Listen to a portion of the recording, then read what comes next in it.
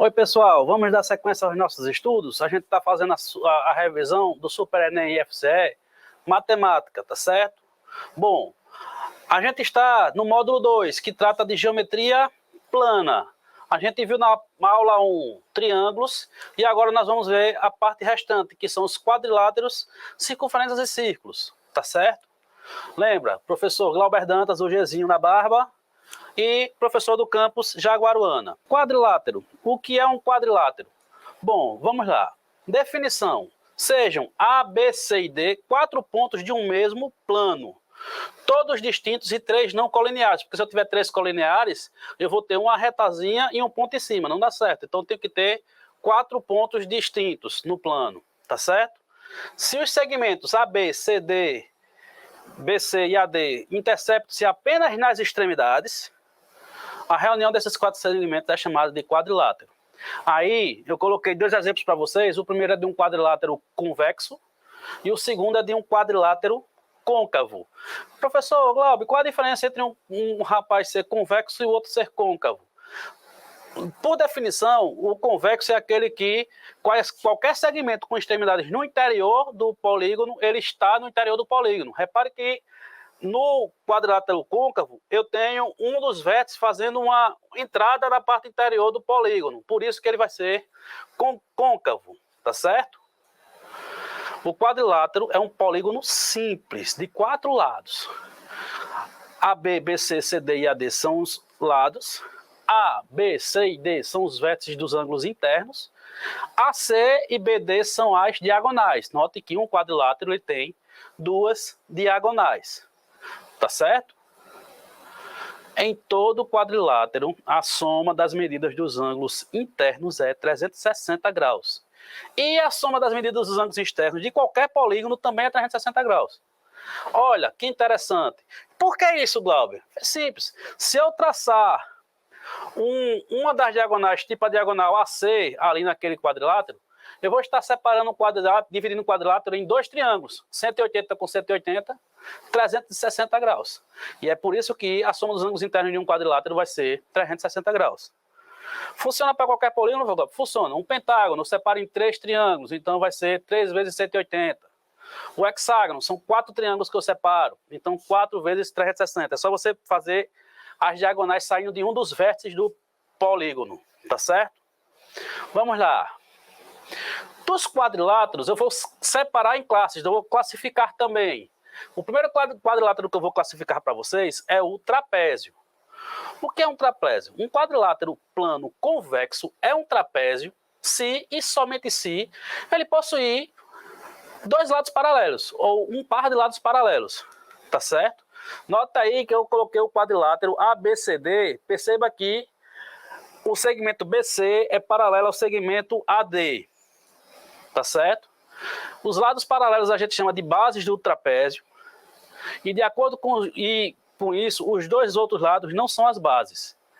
Trapézio isósceles, eu vou classificá-lo quando os lados que não são as bases são congruentes. Trapézio escaleno, se os lados que não são a base não são congruentes. E, por fim, o trapézio retângulo. Retângulo vem do ângulo reto, quer dizer que eu tenho um ângulo reto aí nesse trapézio, tá certo? Área de um trapézio e propriedades. A área do trapézio com base maior B, base menor B minúsculo e altura H é dado por B, base maior mais base menor, vezes altura dividido por 2. Nota aí que eu tenho um trapézio bem direitinho para determinar a área, tá certo? E os ângulos de cada base de um trapézio isósceles são congruentes. Primeira propriedade. Segunda propriedade. As diagonais de um trapézio isósceles são congruentes, tá certo? E em qualquer trapézio ABCD, de bases AB e CD, temos que AD, A mais D, é igual a B mais C, que é igual a 180 graus. Tá certo? E, por fim, é o que a gente chama de base média, que diz o seguinte: se um segmento tem extremidades nos pontos médios dos lados não paralelos de um trapézio, então ele é paralelo às bases e é igual à semissoma das bases. Essa é a famosa base média que tem esse desenho aí. Destacando esse desenho aí, repare que esse trapézio eu tenho base AB e a base menor é DC, não é? Se eu somar o ângulo A com o ângulo D, dá 180 graus.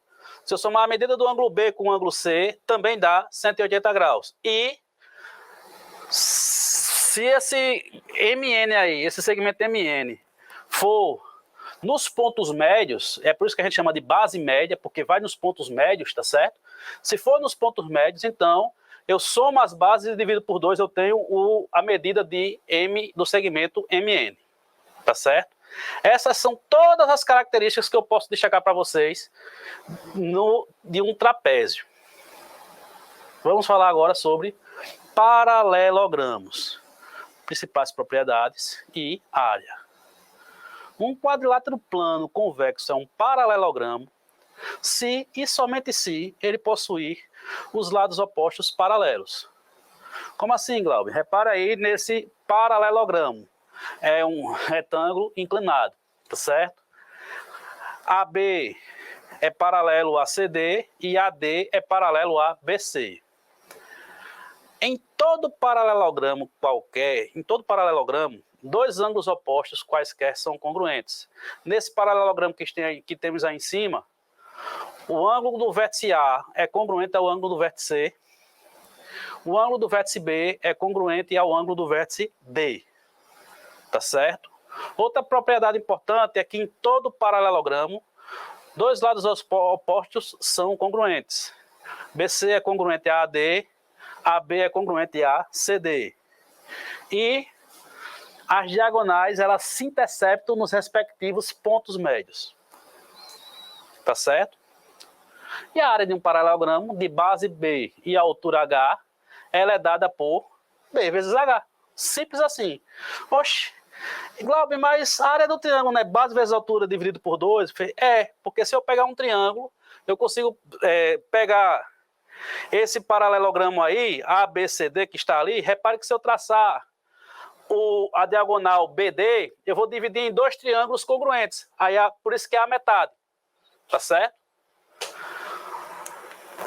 Dando sequência à nossa explanação, vamos falar sobre os retângulos. O que é um retângulo? É um quadrilátero que tem os 4 ângulos congruentes. Mas você se lembra que um quadrilátero a soma é 360 graus? Então, os 4 ângulos de um retângulo são retos. Reto, retângulo. Tá certo? E essa é a primeira propriedade que nós temos do retângulo. Qualquer ângulo interno de um retângulo, ele é reto. Todo retângulo é um paralelogramo. Portanto, as propriedades que a gente destacou no slide anterior de paralelogramo servem para os retângulos. As diagonais se interceptam no ponto médio e lados opostos são congruentes. Em todo retângulo, as diagonais também são congruentes. Tá certo? E, por fim, a área de um retângulo de base B e altura H também é base vezes altura, B vezes H. Tá certo? E um losango, Glauber? Losango é o seguinte: é um quadrilátero que possui os 4 lados congruentes. Se o retângulo possui os 4 ângulos internos congruentes, o losango ele possui os 4 lados congruentes. Tá certo? Formando esta figura aí que está destacada. Note que essa linhazinha que tem no meio dos lados é porque é para identificar que são congruentes. Tá certo? Em todo losango, as diagonais são perpendiculares. Isso aí eu gosto de falar para vocês o seguinte: eu costumo de saber das propriedades, elas me ajudam a desenhar. Se eu quero desenhar um losango, eu faço um sinal de mais, com um dos traços maior do que o outro, tá certo? Se interceptando no ponto médio, formando um ângulo de 90 graus, por isso que são perpendiculares. Quando eu unir os pontos, eu vou ter um losango bem direitinho, certo? Todo losango é um paralelogramo, portanto, as propriedades dos paralelogramos funcionam para os losangos também. E a área de um losango com diagonal maior D e diagonal menor D minúsculo é dada por diagonal maior vezes diagonal menor dividido por 2. Olha aí o losango, olha o sinal de mais no meio dele. As diagonais elas formam um sinal de mais bem direitinho, tá certo? Aí é só você fazer o sinal de mais que você consegue desenhar um losango. Por fim, para terminar essa parte de quadriláteros, a gente ainda vai falar sobre círculos e circunferência. Vamos falar sobre quadrados. O que é um quadrado? Um quadrado é um quadrilátero que possui os 4 ângulos internos congruentes e os 4 lados congruentes. Ou seja, um quadrado ele é um losango retângulo. Certo? Tá aí, ó, 4 lados congruentes e 4 ângulos internos congruentes. Todo quadrado é um losango, portanto, as propriedades de losangos também funcionam para os quadrados. Todo quadrado é um retângulo, portanto, as propriedades dos retângulos também funcionam para os quadrados. E a área de um quadrado com lado medindo L, a gente diz que é L ao quadrado. Beleza? Olha, uma das coisas que você tem que ter em mente na parte de geometria plana é essa área. Cai muita área na prova do Enem, em geometria, principalmente na parte de geometria plana. Então, entenda bem direitinho como é que funciona essas áreas dessas figuras planas, as principais figuras planas. E lembre-se que eu falei na aula anterior. Se você não conseguir identificar, separe em triângulos e calcule a área de cada triângulo. Tá certo? Vamos falar agora sobre circunferências e seus elementos. Circunferência é um conjunto de pontos de um plano cuja distância a um ponto dado desse plano é igual a uma distância não nula dada. Esse ponto dado é o centro da circunferência e essa distância a gente chama de raio. Tá vendo? Todos esses pontos aí, toda essa... qualquer ponto que eu destaque aí nessa circunferência, a distância desse ponto até o centro ali, que está sendo chamado de O, a gente chama de raio.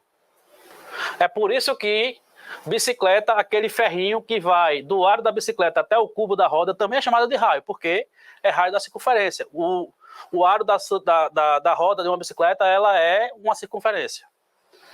Tá certo?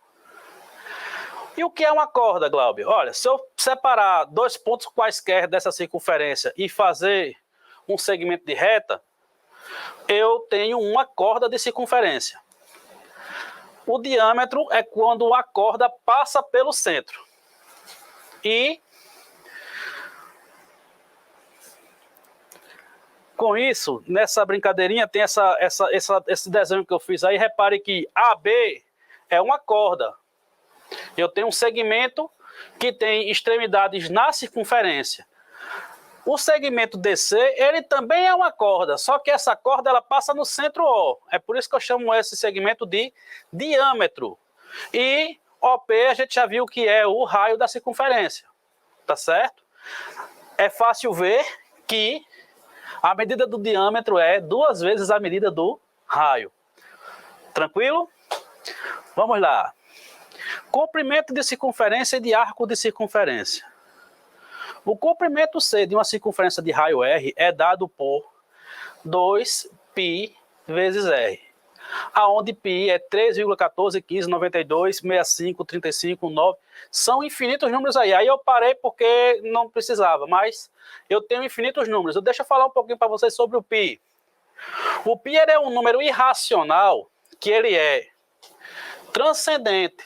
Ou seja, ele não é solução de uma equação polinomial com coeficientes inteiros. Tá certo? Isso quer dizer o seguinte, você viu um número com infinitos algarismos, a gente chamava de dízima periódica. Mas nesse caso aí, o π, ele não é uma dízima periódica, porque esses algarismos eles não possuem a característica de se repetir. Eu tenho sempre um quadro de uma organização de algarismos distintos quando eu pego de 3, 4, 5 sequências distintas, tá certo? E π é um número irracional. Nós temos 2 números transcendentes irracionais, é o π e o número de Euler. Depois vocês dêem uma pesquisadazinha boa sobre isso, que esse número ele é baseado nos logaritmos, tá certo? E arco de circunferência, consideremos uma circunferência lambda de centro O e sejam A e B 2 pontos de lambda. Tá certo? Se eu fizer o segmento AB, vou ter uma corda. No caso, o arco vai ser o quê? Vai ser justamente esse pedaço da circunferência. Tá certo?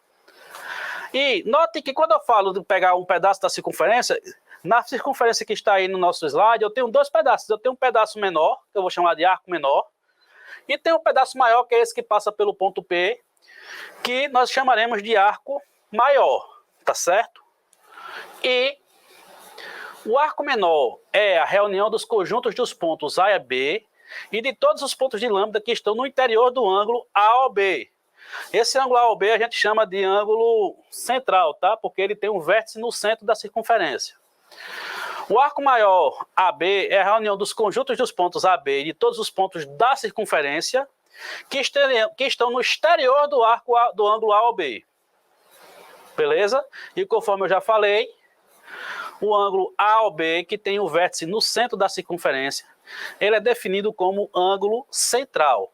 É bom você identificar, saber essa diferença de arco maior e arco menor. Geralmente nós usamos o arco menor da circunferência, tá certo? E vamos falar de círculo e de área de círculo. Círculo ou disco é um conjunto dos pontos de um plano cuja distância a um ponto dado desse plano é menor ou igual a uma distância no nula dada. Círculo é a reunião da circunferência com seu interior. Eu gostaria de chamar a atenção de vocês o seguinte. Cláudio, qual é a diferença entre círculo e circunferência? Circunferência é a linha. Círculo é a parte de dentro dessa linha, tá certo? Aí círculo é uma região. Se o círculo é uma região, a região tem uma área. A circunferência é uma linha. Se ela é uma linha, ela tem um comprimento. Então, comprimento é de circunferência. Área é de círculo. Beleza, pessoal? Não existe comprimento de círculo nem área de circunferência. É só uma minúcia da matemática. Centro, raio, corda, diâmetro, arco, tudo de círculo também funciona para circunferência. Para circunferência também funciona para círculo. Tá certo? E a área de um círculo de raio R é dada por π vezes R ao quadrado. E para finalizar essa parte de explanação de assuntos, nós temos a área de um setor circular. O que é um setor circular? É justamente o pedaço do círculo, tá certo? Agora, com o centro. Para calcular a área do setor circular, precisamos da medida do raio do círculo e o ângulo central. Tá vendo aí o desenho, que eu chamei o ângulo central de alfa? Através de uma regra de 3 simples, encontramos a área do setor circular pela expressão A igual a vezes π vezes R ao quadrado, alfa vezes π vezes R ao quadrado sobre 360. O que é que acontece aí, pessoal? Só para vocês entenderem. Se eu tenho um círculo, eu dou uma volta completa, eu tenho 360 graus, tá certo? Se eu tenho 360 graus, a área é π vezes R ao quadrado. Como a minha área é de um ângulo qualquer alfa, aí eu faço a regra de 3. Alfa vale x, ou A, no caso aí que eu chamei de A maiúsculo. Fazendo o produto dos meus pelos extremos, nós temos que alfa vezes π vezes R ao quadrado sobre 360 graus me dá a área do setor circular, tá certo? E para finalizar, uma questãozinha do Enem, para a gente trabalhar, que diz o seguinte: o Tangram é um jogo oriental antigo, uma espécie de quebra-cabeça construído de 7 peças. São 5 triângulos retângulos e isósceles, um paralelogramo e um quadrado. Essas peças são obtidas recortando-se um quadrado de acordo com o esquema da figura 1, utilizando-se todas as 7 peças. É possível representar uma grande diversidade de formas, como as exemplificadas nas figuras 2 e 3. Se o lado do hexágono mostrado na figura 2 mede 2 centímetros, então a área da figura 3, que representa uma casinha, é igual a letra A, 4, letra B, 8, letra C, 12, letra D, 14 e letra E, 16 centímetros quadrados. Olha, pessoal, note que na figura 1 eu tenho um quadrado que ele está sendo dividido em... são 1, 2, 3, 4, 5, 6, 7 peças. Tá certo? Na figura 2 eu fiz uma disposição de peças e formei um hexágono. Na figura 3 eu fiz uma outra disposição de peças e formei uma casinha. O que é que ele está querendo? Ele está querendo a área da casinha. Tá certo? Mas ele podia ter me dito para calcular a área da figura 1. Por quê? Porque não são as mesmas peças que formam. Então, se eu calcular a área da figura 1, eu calculo a área da casinha, tá certo? E a única coisa que ele me diz é que o hexágono, essa medida de A até B, mede 2 centímetros. Agora, eu quero que você olhe bem direitinho para esse hexágono. Repare que ele é, para esse lado AB, repare que ele está o lado do quadrado pequeno, tá certo? E o lado do triângulo pequeno. Então, vamos lá. Resolução. Note que AB é igual a 2. Porém, na figura 1, esse lado representa a metade da diagonal do quadrado da figura 1 toda. Olha lá embaixo, ó. Tá vendo que eu tenho o quadrado, na figura 1 eu tenho um quadrado e o triângulo? Ou seja, olha a AB onde é que está aqui. E a AB não é metade da diagonal? Resumo da ópera. AB é metade da diagonal do quadrado grande. Ou seja, se de A até B mede 2, a diagonal do quadrado grande mede 4. Lembre-se que todo quadrado ele é um losango. Então eu posso calcular a área desse quadrado através da área de um losango. Como assim? Qual é a área de um losango? Vamos lembrar? Diagonal maior vezes diagonal menor sobre 2. Neste caso aqui, as diagonais têm a mesma medida, mas não interessa. O que importa é que a gente vai conseguir determinar esta área fazendo 4, porque é a medida da diagonal, vezes 4 sobre 2. 4 vezes 4, 16. A metade de 16 é 8. Portanto, a alternativa correta é a letra B, 8 centímetros quadrados. E com isso, minha gente, a gente termina essa parte introdutória de geometria plana, tá certo? Eu espero que vocês tenham gostado do assunto, espero que vocês tenham entendido bem direitinho. É muito assunto para ser visto e com pouca questão para trabalhar, mas eu preferi fazer essa revisão geral pegando as principais características dessas figuras. Lembre-se, o que vai salvar a sua vida no Enem, quando você se esquecer de qualquer coisa, é triângulo. Então, se for possível, volta para a aula de triângulo para poder entender bem direitinho a aula de triângulos. Com isso, a gente encerra esse módulo 2 de matemática. Saúde e sucesso para todos e até a próxima. Valeu!